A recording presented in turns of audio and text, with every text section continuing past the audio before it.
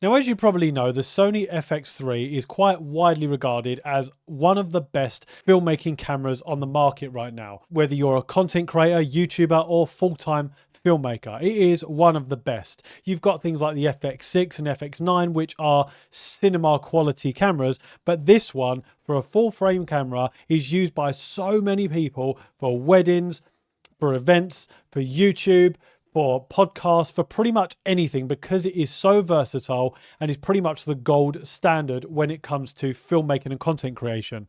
But it was released in 2021 and it's been out for just over 3.5 years now. So if we're going to get an upgrade, what sort of things are we going to be looking for? And are we even going to need an upgrade on this camera? Now, if you're in the market for a Sony FX3, then you've probably got a little bit of money to spare, or you've been saving up for a while, and this is going to be a purchase that's going to last you a long time. It is a full frame 12 megapixel sensor with Sony's cinema line quality. This camera was used to make the movie The Creator, which is a multi-million-dollar movie with a multi-million-dollar budget, and the director wanted a run and gun setup rather than the huge cinema cameras with massively rigged out equipment that they're used to using. So they just decided to use Sony FX3s to film that movie with cinema lenses and a whole host of other things. But it just changed the whole dynamic of what we think about when we think about content creation nowadays, because that camera is being used on movies. What can we use it for? Now, a lot of Sony's cameras can be used for the same sort of thing. They'll have similar color signs, similar quality, but the FX3 is in a league of its own because of a number of reasons. It has a full HDMI cable. It has two CF Express Type A slots and dual SD card slots. It has built-in fans, which means that you can record almost limitlessly if you've got a dummy battery without any issues of overheating. It's got all Sony cinema quality color signs built in, and that 12 megapixels makes it an absolute powerhouse in low light and in any situations. Now, it's not going to be the best camera in the world for photos because it's marketed as a cinema line video camera, but it can still take excellent quality 12 megapixel stills. So that's the general overview of the FX3.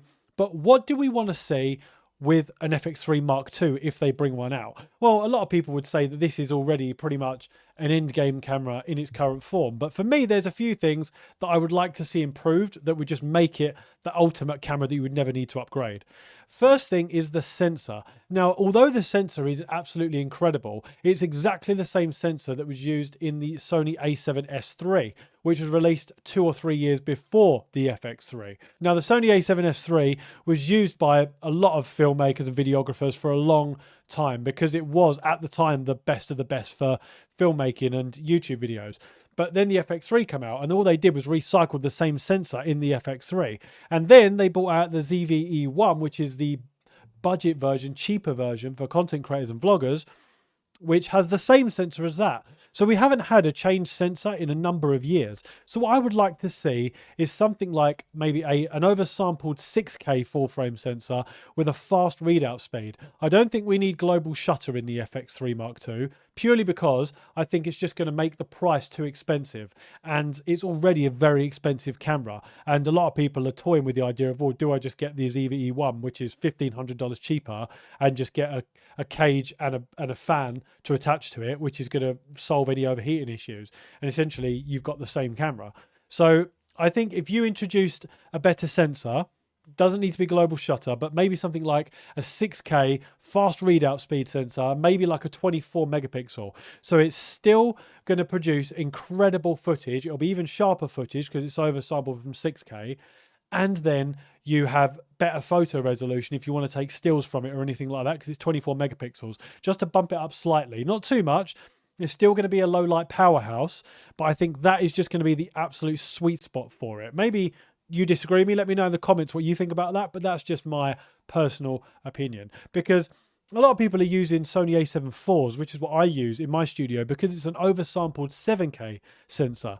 Now, this is a 33 megapixel sensor, which is phenomenal for photos and still very good for video.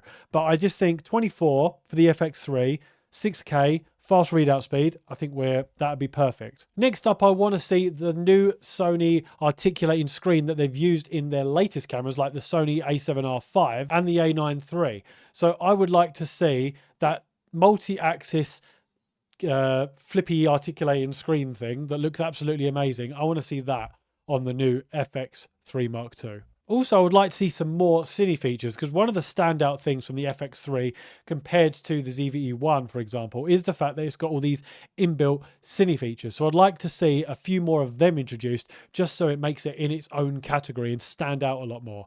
Also, I'd like to see the AI processor that's in the A7R5 and the ZVE1, so that it has all of the benefits of the ZVE1 and it's just sort of a gold standard camera.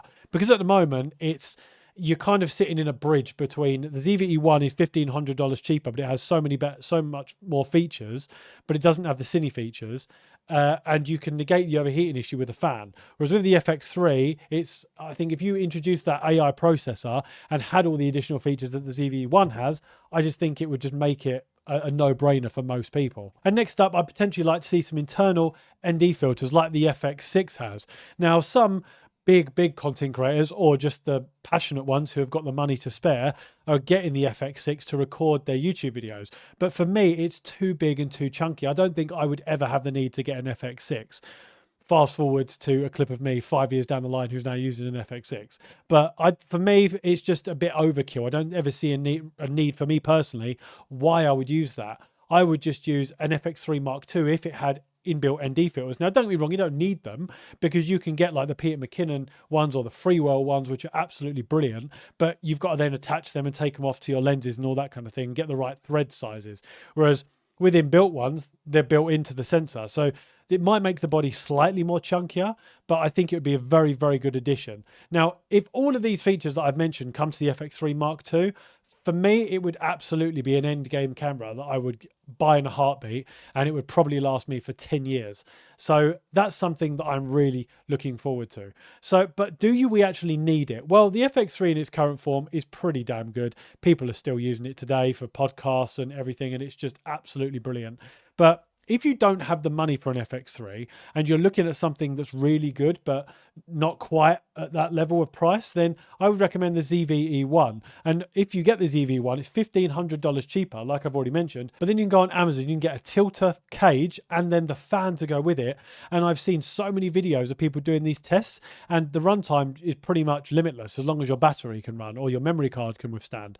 So if you're doing a 2-hour podcast or a long shoot wedding at 120 frames per second, then I would 100% recommend getting this instead, because it will save you a fortune. You could pretty much get 2 ZVE1s and 2 cages for just slightly more than one FX3 on its own. So just bear that in mind. Obviously, it depends what your use case is, but for me, I just think they've made this a little bit too out of the price range for most people. As always, let me know what your thoughts are on this and what your ultimate endgame camera would be for the FX3 or any other camera that you want to get for YouTube. If you had any money and money was no object, what camera would you get and what would you use for YouTube? For me, it's everything I've mentioned in this video, but let me know what yours would be. But if you're thinking that's way too expensive and I don't have nearly $4,000 to buy an FX3 with, then if you want this camera, which is absolutely phenomenal and only costs you $600, then check out the link up here.